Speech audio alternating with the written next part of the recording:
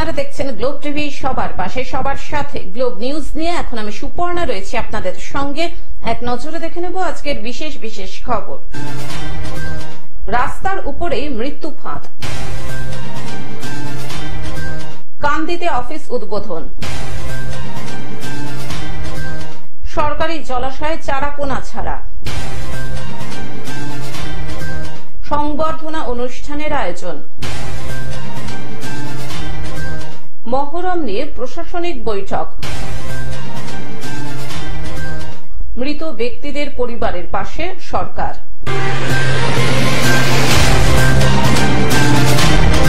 আসছি বিস্তারিত খবরে। রাস্তার উপরেই মৃত্যু ফাঁদ। আসানসোলের কুলটির চৌরঙ্গি মোড় থেকে চিত্তরঞ্জন যাওয়ার রাস্তায় দেন্দুয়া রেল গেটের কাছে রাস্তা যেন একেবারে মরণ ফাঁদ হয়ে উঠেছে। রেল গেটের কাছে এবড়োখেবড়ো ভাবে বসানো স্ল্যাব বৃষ্টির জলে ডুবে এখন দুর্ঘটনার দোষর হয়ে উঠেছে। বিশেষ করে মোটরসাইকেল, স্কুটার নিয়ে যে সমস্ত যাত্রী ওই রাস্তা দিয়ে যাচ্ছেন তারা ওই স্ল্যাবে পিছলে পড়ে যাচ্ছেন। এখনো পর্যন্ত দুর্ঘটনার শিকার হয়েছেন অনেকেই। গুরুত্বপূর্ণ এই রাস্তাটি চিত্তরঞ্জন থেকে 19 নম্বর জাতীয় সড়কে এসে যোগ হয়। চিত্তরঞ্জন, হিন্দুস্তান কেবলস, রূপনারায়ণপুর সহ সালানপুরের বিভিন্ন জায়গায় যাওয়ার জন্য এই রাস্তাটি গুরুত্বপূর্ণ রাস্তা হিসেবে চিরকালই পথচারীরা বেছে নেয়। আর সেই রাস্তার উপরেই এমন মৃত্যু ফাঁদ হয়ে রয়েছে। রাস্তার অসুবিধা হচ্ছে মানে কি, রাস্তাটা যখন বর্ষাকালে ভেঙে যাচ্ছে, জল জমা যাচ্ছে, তারপরে এদের সিঁড়িগুলো দিয়েছে যেগুলো সেগুলো তো ঠিক মতো দেয়নি না ওরা। আমরা প্রশাসনকে বলা সত্ত্বেও করেনি, রেল কোম্পানিকে বলেছি এবং চিঠিও দিয়েছি, তা সত্ত্বেও কিছু করেনি। হয়েছে অনেকগুলো হয়েছে, তাও কোনো ভূক্ষেপ নেই। কি চাইছেন আপনারা? আমরা চাইছি যত জলদি সম্ভব রাস্তাটা ঠিক হোক, আমাদের যাতায়াত করতে হয় এই রাস্তা দিয়ে। আমরা জানিয়েছি পুজোর সময় বলছিল করবো, তাও করেনি। রেল প্রশাসনকে জানিয়েছি, রেলও কিছু করেনি। পথচারীরা জানাচ্ছেন প্রতিদিনই ঘটছে দুর্ঘটনা। গাফিলতি করেই সিমেন্টের স্ল্যাবগুলিকে এভাবে রাস্তার উপরে বসানো হয়েছে, ফলে বৃষ্টিতে ডুবে গেলে ওই স্ল্যাবগুলোকে আর বোঝা যাচ্ছে না, আর যার ফলে গাড়ির রাস্তা পার করতে গিয়ে পিছলে পড়ে যাচ্ছে। দুর্ঘটনার শিকার হচ্ছেন মানুষজন। এভাবে চলতে থাকলে প্রাণহানিও ঘটতে পারে বলে মনে করছেন পথচারীরা। তারা চাইছেন অবিলম্বে এই রাস্তাটির মেরামত করা হোক। প্রত্যেক দিনই অসুবিধার মধ্যে সম্মুখীন হয়, কারণ পাশাপাশি দুটো যদি বড় বড় ট্রেলার যাতায়াত করে তাহলে একটা বাইক নিয়ে আমি যাতায়াত করবো কিভাবে? স্ল্যাব উল্টো হয়ে উবুড় হয়েছিল দুদিন আগে, বৃষ্টির আগেও, বাট তারপরেও ঠিক করা হয়নি। সেটা যে কোনো সময় ঘটতে পারে, প্রচুর হয়েছে। আসানসোল থেকে সৌমিত্র গাঙ্গুলির রিপোর্ট, গ্লোব নিউজ। কান্দিতে অফিস উদ্বোধন। দীর্ঘ প্রতীক্ষার পর মুর্শিদাবাদ জেলার মহকুমা শহর কান্দিতে আরটিও অফিস উদ্বোধন করা হলো। কান্দি মানুষ জনকে সুবিধা হবে और सफाईजन RTO office additional regional transport office start হওয়ার পরে কেউকে বেহারামপুর যেতে হবে না, সবাই এখান থেকে এই পরিষেবা পেতে পারবে। এতদিন মুর্শিদাবাদ জেলার এই মহকুমার মানুষদের মোটর ভেহিকলস সংক্রান্ত যে কোনো কাজে, এমনকি আমাদের জেলা শাসক সহ পরিবহন দপ্তরের সকলে উপস্থিত আছেন, আমাদের মহকুমা শাসক এবং আরেকজনকে ধন্যবাদ জানাবো যিনি আমাদের এডিএম জি সাহেব দীর্ঘদিন জেলায় ছিলেন। মোটর ভেহিকলস এর লাইসেন্স তৈরির জন্য জেলার সদর শহর বহরমপুরে যেতে হতো, যা অনেক অর্থ এবং সময় সাপেক্ষ। তো তারই একটা ছোট্ট প্রয়াস, যেটা আমাদের গভর্নমেন্টের তরফ থেকে পাশাপাশি যারা জনপ্রতিনিধি রয়েছেন এবং আধিকারিকরা রয়েছেন যেহেতু উদ্যোগে এখানে একটা অফিসের সূচনা করা হলো। গতকাল অর্থাৎ সোমবার মুর্শিদাবাদের কান্দিতে আরটিও অফিস উদ্বোধন হওয়ায় খুশি কান্দির আপামর জনতা। যে কান্দি মানুষের দীর্ঘদিনের দাবি, দীর্ঘদিনের চাহিদা ছিল যেখানে একটা আরটিও অফিস হোক, যাতে আমাদের কান্দির মানুষদের আজকে একটা লাইসেন্সের জন্য বহরমপুর ছুটতে হতো, প্রায় 30 কিলোমিটার দূরে। একদিনে গিয়ে কাজ হতো না, 2 দিন 3 দিন তাদেরকে ঘুরতে হতো। উদ্বোধনী অনুষ্ঠানে উপস্থিত ছিলেন কান্দি মহকুমা শাসক উৎকর্ষ সিং, কান্দির বিধায়ক অপূর্ব সরকার সহ অন্যান্য বিশিষ্ট ব্যক্তিবর্গ। আজকে আমরা খুবই গর্বিত এবং আমরা খুব উপকৃত হয়েছি। এটা প্রত্যেকটা মানুষের কাজে লাগবে এবং আমাদের নিজের শহরে আজকে এই অফিসটা আমরা পেয়েছি। আমাদের এই এলাকার যিনি বিধায়ক আছেন আমাদের অপূর্ব সরকার মহাশয় ওনার একটা প্রচেষ্টা ছিল। পাশাপাশি সাধারণ মানুষকে পথ নিরাপত্তার পাঠ দেওয়ার উদ্দেশ্যে এই মহকুমা আরটিও অফিস উদ্বোধন হওয়ার পর হেলমেটবিহীন মোটর বাইক আরোহীদের হেলমেট বিতরণ করা হয় প্রশাসনের পক্ষ থেকে। ছাত্র যুবরা, ছাত্রীরা, মহিলারা বিশেষ করে তাদের একটা লাইসেন্স করাতে গেলেও বহরমপুর যেতে হতো, যেটা হয়তো বাড়ির বাবা মারা ছাড়তে চান না তার নিজের পরিবারের কাউকে, বাচ্চা ছেলেকে বা মেয়েকে। এই উপকারটা যেমন একদিকে হলো এই এআরটি অফিসের মধ্য দিয়ে। মুর্শিদাবাদ থেকে রক্তিম সিদ্ধান্তের রিপোর্ট, গ্লোব নিউজ। সরকারি জলাশয়ে চারাপোনা ছাড়া, সরকারি জলাশয়ে চারাপোনা ছাড়া এবং মৎস্যজীবীদের বিভিন্ন সামগ্রী বিলি করল পশ্চিমবঙ্গ রাজ্য সরকারি কর্মচারী ফেডারেশনের মৎস্য দপ্তরের শাখা সংগঠনের কর্মকর্তারা।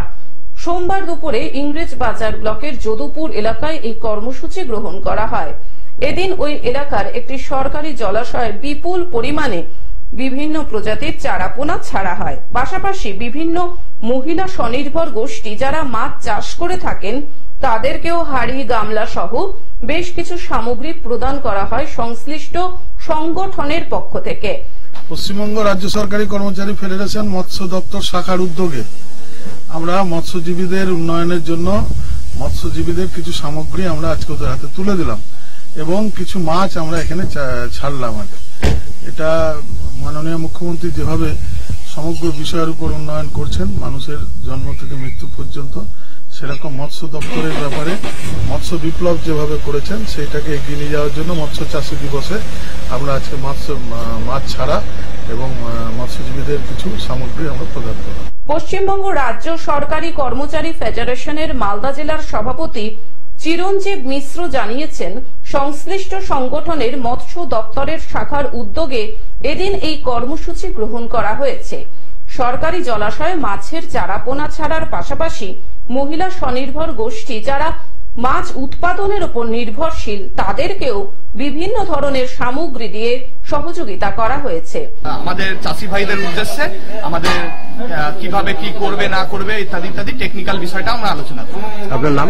আমার নাম সুব্রত চন্দ্র, পশ্চিমবঙ্গ রাজ্য সরকারি কর্মচারী ফেডারেশন মৎস্য দপ্তর শাখার জয়েন্ট সেক্রেটারি। মালদা থেকে অভিষেক দাসের রিপোর্ট, গ্লোব নিউজ। সংবর্ধনা অনুষ্ঠানের আয়োজন। নির্বাচন না হওয়ার জন্য হাওড়া পৌরসভার 50টি ওয়ার্ডের মানুষের কাছে উন্নয়ন পৌঁছাচ্ছে না। এই নির্বাচন করানো নিয়ে রাজ্য ও রাজ্যপালের মধ্যে জট না কাটার জন্য আটকে রয়েছে হাওড়া পৌরসভার নির্বাচন।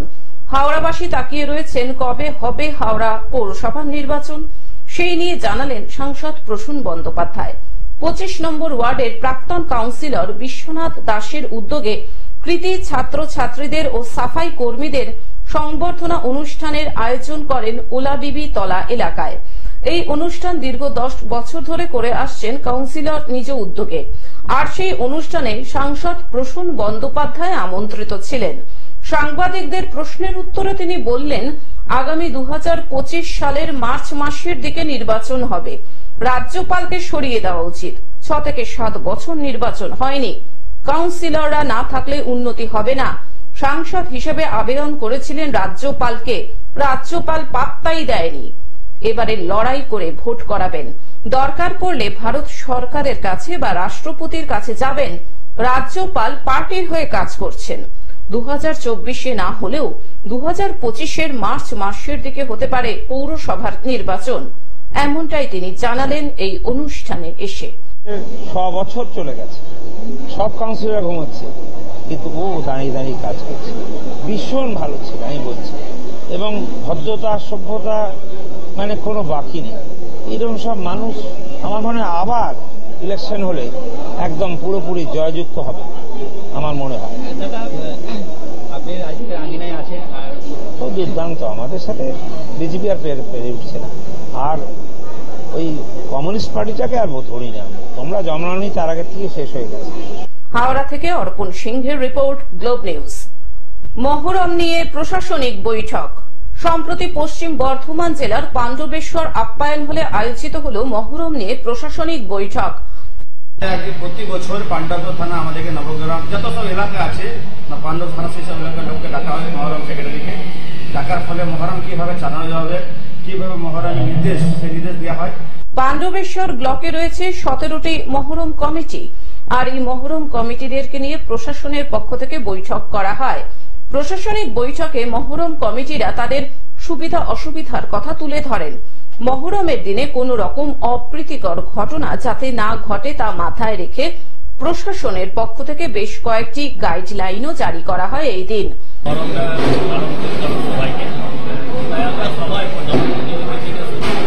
প্রশাসনিক এবং যারা মহরম কমিটির মেম্বার তারা সবাই এসেছিলেন।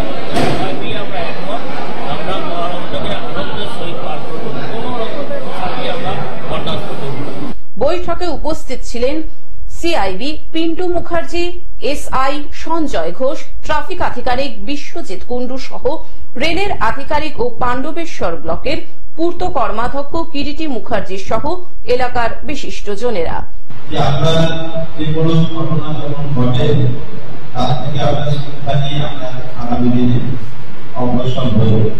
পাণ্ডবেশ্বর থেকে সুকান্ত বাগদির রিপোর্ট, গ্লোব নিউজ। মৃত ব্যক্তিদের পরিবারের পাশে রাজ্য সরকার। পথ দুর্ঘটনায় মৃত ব্যক্তিদের পরিবারের পাশে দাঁড়ালো রাজ্য সরকার। গত শুক্রবার রাত্রি 12টার সময় ঘাটাল হাসপাতাল থেকে মেদিনীপুর হাসপাতালে রোগী নিয়ে যাওয়ার পথে কেশপুর ব্লকের আমরাকুচির কাছে অ্যাম্বুলেন্সের সঙ্গে লরির মুখোমুখি সংঘর্ষে মৃত্যু হয় 6 জনের। 6 জনের মধ্যে একই পরিবারের আত্মীয়দের মধ্যেই 5 জনের মৃত্যু হয়। সোমবার বিকেলে নিহতদের পাশে রাজ্য সরকারের পক্ষ থেকে সাহায্যের হাত বাড়িয়ে দেওয়া হয়। শোকাহত পরিবারকে সমবেদনা জানাতে উপস্থিত হন কেশপুর সমষ্টি উন্নয়ন আধিকারিক কৌশিক রায়, পঞ্চায়েত সমিতির সভাপতি চিত্তরঞ্জন গড়াই, ব্লক তৃণমূল কংগ্রেসের সভাপতি প্রদ্যুৎ পাঁজা, 4 নম্বর গোলার গ্রাম পঞ্চায়েতের প্রধান মঞ্জু দলবে, এছাড়াও ব্লক প্রশাসন আধিকারিক, ব্লক কৃষি আধিকারিক, পরিবহন বিভাগ ও পুলিশের কর্তা ব্যক্তিরা। সরকারের পক্ষ থেকে কি আশ্বাস দেওয়া হলো? ওনারা বললেন যে 2-4 লাখ টাকা যেটা পাওয়ার আছে সেটা দিল, ফর্ম দিল, আর সব পাশে থাকার জন্য আশ্বাস দিলেন যাতে পড়াশোনা বা সব দিক দিয়ে ফ্যাসিলিটি পাই, সে সুযোগ সুবিধা করে দেবেন ওনারা, সেটাই বললেন।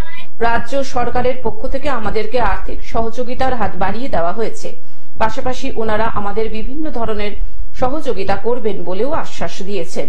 সরকারের পক্ষ থেকে আমরা পরিবারের পাশে থাকার আশ্বাস দিয়েছি এবং সরকারি যে পরিষেবাটা দুর্ঘটনাজনিত যে সমস্ত বীমা আছে সেই বীমা যাতে পায়, কৃষক বন্ধুর মাধ্যম দিয়ে যাতে মুখ্যমন্ত্রীর দেয়া যে প্রকল্পে 2 লক্ষ টাকা সহযোগিতা যাতে পায়, এবং ট্রান্সপোর্ট ডিপার্টমেন্ট থেকে যেহেতু রোড অ্যাক্সিডেন্টে মারা গেছে সেই ট্রান্সপোর্ট ডিপার্টমেন্ট থেকে যে সহযোগিতা আছে রাজ্য সরকারের, এবং আগামী দিন সরকারি সমস্ত সুযোগ সুবিধা এবং ওদের পড়াশোনা জীবন ধারণের সব রকম দায়িত্ব আমরা ব্লক প্রশাসনের পক্ষ থেকে নিচ্ছি।